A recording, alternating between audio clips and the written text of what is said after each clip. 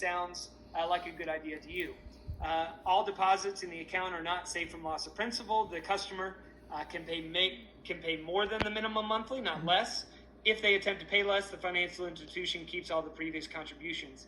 If the customer misses a monthly payment, negatively impacts their credit score.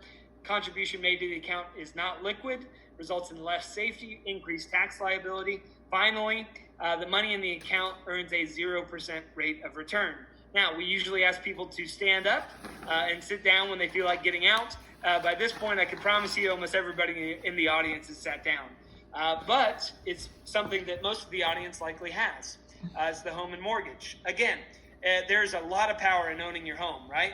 But ultimately, what we notice is that families don't really plan on selling their home while their students are in school, right? If that's part of your plan, fantastic. But a lot of families, just knowing that they want to be in that home for a while, you're not going to realize any profit off that house until you sell it, right? So really, in terms of an asset, in terms of cash flow, it's not going to be maybe the first place that you're able to draw some extra dollars from. However, playing both sides of the fence here, the mortgage can be something that's incredibly useful to you.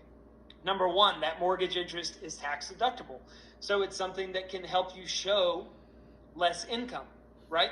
So the lower income you're able to show, the lower your EFC and the higher aid eligibility that you're going to have on a school-by-school basis. Also, it could, again, I know we mentioned this, could be a better source than a college student loan, particularly those private loans or those parent loans. Be careful about those.